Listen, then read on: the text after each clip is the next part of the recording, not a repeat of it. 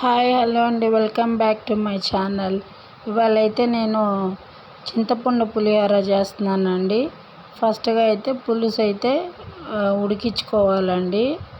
నేను 4 glasses of rice వేసుకున్నాను. దానికి కొంచెం పావు కిలో పైన చింతపండు తీసుకున్నా.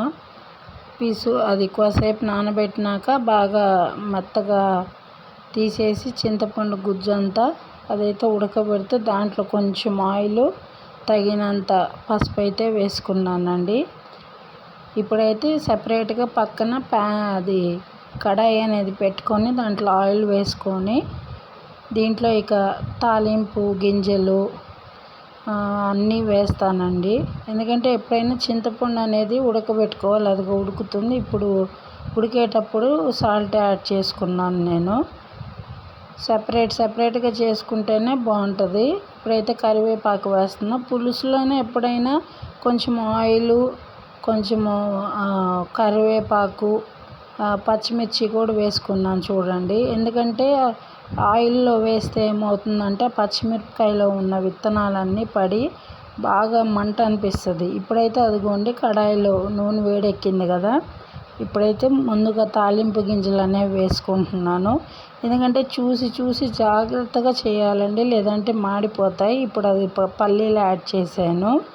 కొంచెం స్లిమ్లో పెట్టుకున్నాకే ఒక 1 by 1 వేసుకుంటూ ఉండాలండి, లేకపోతే ఒక్కొక్కటి అదిగో ఇప్పుడేమో నూగులు అయితే యాడ్ చేస్తున్నానండి. నూగులు బాగా కనపడతాయి కదండి పులిహోరలో, చింతపండు పులిహోరలో మెయిన్గా నువ్వులు పల్లీలు వేస్తేనే టేస్ట్. ఇప్పుడైతే అదిగో ఇంగువ అండి, ఇంగువ యాడ్ చేస్తున్నాను నేను.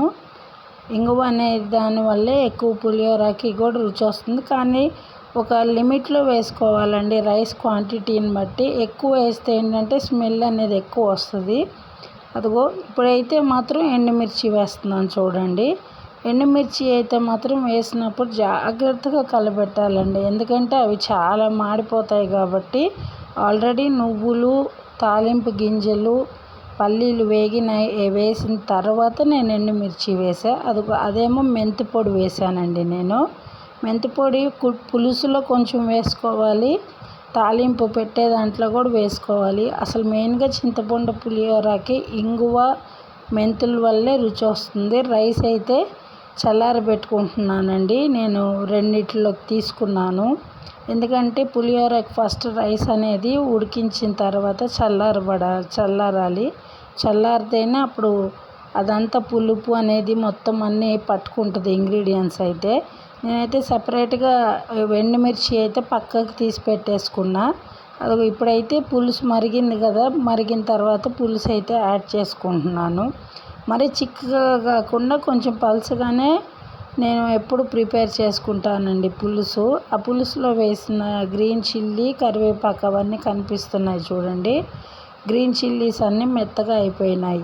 విడిగా వేస్తే ఏమవుతుందంటే ఆ విత్తనాలు అనేవి బయటకు వచ్చి అది చాలా మంట అనిపిస్తుంది, తినలేరు పిల్లలైనా ఎవరైనా పెద్దవాళ్ళైనా కానీ. ఇలా పులుసులో వేసుకుంటే, ఎందుకంటే పులుసుతో పాటు అవి ఉడికిపోతాయి కాబట్టి బాగా టేస్ట్ అనేది వస్తుంది, చూడ్డానికి అందంగా కూడా ఉంటాయి. అదిగో ఇప్పుడు అది వేసిన తర్వాత పులుసు కలుపుకున్నాక నేను వేయించుకున్న పల్లీలు, నువ్వులు, పోపు గింజలు, దాంట్లో ఇంగువ, మెంతి పొడి అన్నీ వేసాను కదండి. ఇప్పుడైతే లాస్ట్లో అవి కలుపుతున్నాను. ఎందుకంటే పల్లీలు కూడా మనం పులుసుతో పాటే అన్నీ వేసి ఉడకబెట్టేసుకుంటే పల్లీలు అనేవి మెత్తబడిపోతుందండి, అసలు టేస్ట్ రాదు పులిహోరకి. చాలామంది ఏంటంటే దాంట్లోనే కలిపేస్తారు, అలా పులుసులోనే ఉడికిచ్చేస్తారు. ఇదిగో ఇప్పుడు కలుపుకున్నాకైతే నేను తర్వాత ముందుగా తీసి పెట్టుకున్న ఎండుమిర్చి అయితే వేస్తున్నాను చూడండి. ఎందుకంటే ఎండుమిర్చి బాగా కాలిపోతాయండి ఎక్కువగా. సో నేను ముందుగానే వేయించేటప్పుడు జాగ్రత్తగా పక్కకు తీసి పెట్టేసుకున్నాను. ఎండుమిర్చి కూడా చాలా ఇష్టపడతారు పులిహోరలో, అసలు లుక్ వచ్చేదే దానివల్ల. నువ్వులు, పల్లీలు, ఎండుమిర్చి ద్వారానే బాగా లుక్ వస్తుందండి పులిహోరకి. అదిగో చూస్తున్నారా, మనము ఇక చేత్తోనే కలపాలండి ఎప్పుడైనా కానీ పులిహోర. అందుకే రైస్ ముందుగా ఆరబెట్టేసుకుంటే ఆ తడిని అనేది అంతా మొత్తం వెళ్ళిపోతుందండి. ఆరబెట్టుకున్నాక మనము చేత్తోనే కలిపితేనే పులిహోర అనేది అంతా కలుస్తుంది. టేస్ట్ అనేది వస్తుంది, పులుపు కానీ సాల్ట్ కానీ. తర్వాత మామూలుగా అట్లా ప్లాస్టిక్ కంటైనర్లో కానీ దేంట్లో అయినా కానీ వేసుకొని మనం మూత పెట్టేసుకొని ఒక 1/2 అవర్ పక్కన పెట్టుకుంటే టేస్ట్ సూపర్ అండి. Thank you.